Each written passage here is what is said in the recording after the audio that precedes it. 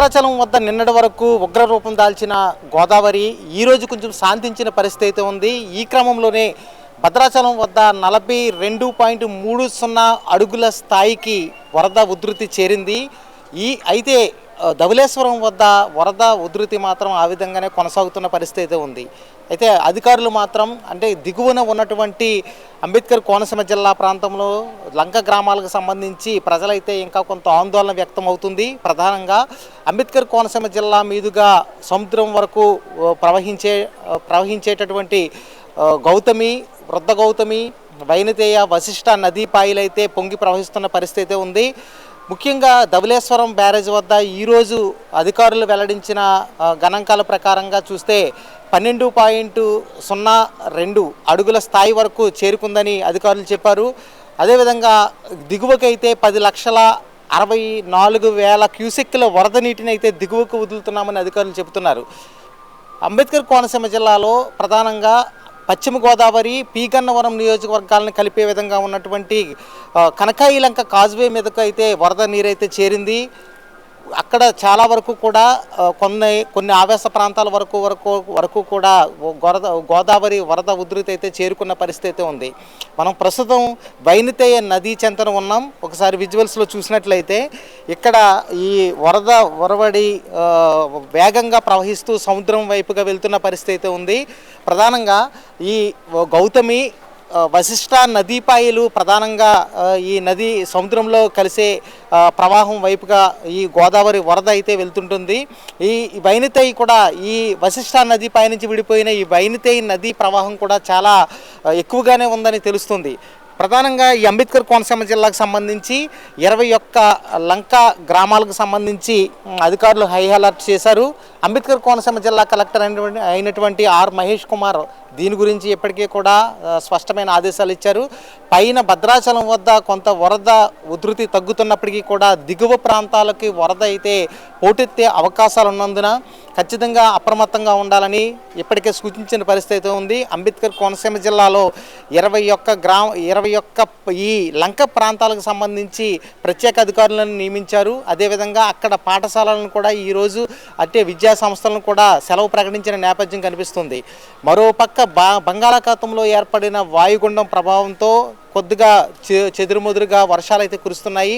ఉమ్మడి తూర్పుగోదావరి జిల్లా పరిధికి సంబంధించి అటు తూర్పుగోదావరి జిల్లా, కాకినాడ జిల్లా, అంబేద్కర్ కోనసీమ జిల్లాలో కూడా ఈరోజు అక్కడక్కడ కూడా వర్షాలు కురిశాయి.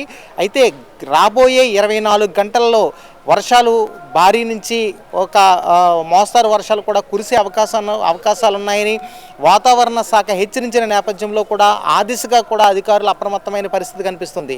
పీగన్నవరం నియోజకవర్గం నుంచి పశ్చిమ గోదావరి జిల్లాకు కలిపే చాకలపాలెం దగ్గర ఇప్పటికే కూడా వరద నీరు చేరింది. అదేవిధంగా అక్కడ కనకాయిలంక కాజ్వే మీదకి వరద నీరు చేరడం, అదేవిధంగా ఆ ప్రాంతంలో చాలా వరకు కూడా లంక గ్రామాల్లోకి వరద నీటి ప్రవాహం చేరిన పరిస్థితి కనిపిస్తుంది. అదేవిధంగా పీగన్నవరం నియోజకవర్గ పరిధిలోకి వచ్చే అయినవెల్లి మండలం కూడా చాలా లంక ప్రాంతాలు ఎక్కువ ఉన్నాయి. అదేవిధంగా అక్కడ ఎదురుబిడియం కాజ్వే కూడా ఈరోజు నీట మునిగిన పరిస్థితి కనిపిస్తుంది. దిగువకు 10,41,000 క్యూసెక్కుల వరద నీరైతే ఉధృతంగా ఈ నదీ పాయల చెంతను ప్రవహిస్తున్న పరిస్థితి ఉంది.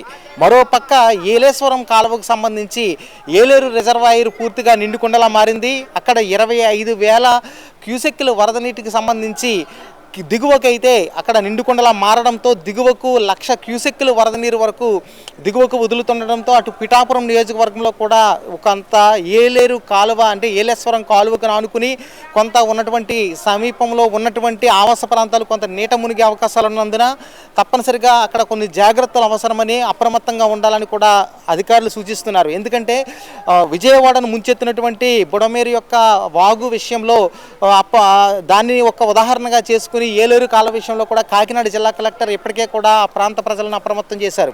మరోపక్క పశ్చిమ గోదావరి జిల్లాకు సంబంధించి ఎర్ర కాలువ కూడా ఉప్పొంగి ప్రవహిస్తుంది. అది నిన్నటి స్థాయి కంటే ఎక్కువగా ఈరోజు ప్రవహిస్తున్న పరిస్థితి ఉంది. అంతే ఆ ప్రాంత ప్రజలను కూడా జిల్లా కలెక్టర్ హెచ్చరించిన పరిస్థితి ఉంది. ఏజెన్సీ ప్రాంతాలకు సంబంధించి ఈరోజు కొంత వర్షాలు అయితే కురిసినాయి. అదేవిధంగా ఇదే వరవడి అయితే కొనసాగితే కూడా ఏజెన్సీ ప్రాంతాల్లో కొండవాగులు కూడా పొంగి ప్రవహించే అవకాశాలు ఉన్నందున అటువైపుగా రాకపోకలు సాగించే ప్రజలు కొంచెం అప్రమత్తంగా ఉండాలని అల్లూరి సీతారామరాజు జిల్లా కలెక్టర్ అయితే హెచ్చరించారు.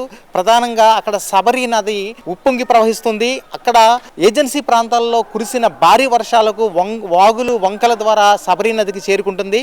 అక్కడ నుంచి డైరెక్ట్ అఖండ గోదావరికి చేరడం, అక్కడ నుంచి ధవళేశ్వరం మీదుగా అర్ధర్ కాటన్ ద్వారా బ్యారేజ్ మీదుగా దిగువకు వదులుతున్న పరిస్థితుల్లో అటు ఎగువ ప్రాంతంలో ఏజెన్సీ ప్రాంతాల విలీన మండలాలైన 7 మండలాలకు సంబంధించి దాంతోపాటు దేవీపట్నం, మారేడుమిల్లి తదితర ప్రాంతాల లోతట్టు ప్రాంతాల ప్రజలు అప్రమత్తంగా ఉండాలని కూడా అధికారులు హెచ్చరిస్తున్న పరిస్థితి ఉంది. మొత్తం మీద నిన్నటితో పోల్చుకుంటే ఉమ్మడి తూర్పుగోదావరి జిల్లా వైపుగా వరవడి అయితే కాస్త తగ్గుముఖం పట్టినట్టే కనిపిస్తుంది.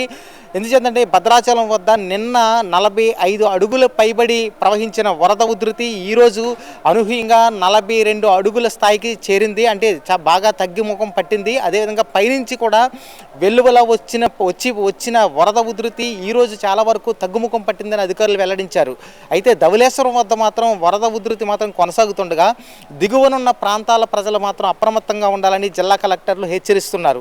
మరోపక్క బంగాళాఖాతంలో ఏర్పడిన అల్పపీడన ద్రోణి వాయుగుండంగా మారుతున్న క్రమంలో ఖచ్చితంగా అధికారులు అప్రమత్తమయ్యారు. అదేవిధంగా మత్స్యకారులు వేటకు వెళ్ళకపోవడమే మంచిదని హెచ్చరికలు జారీ చేశారు.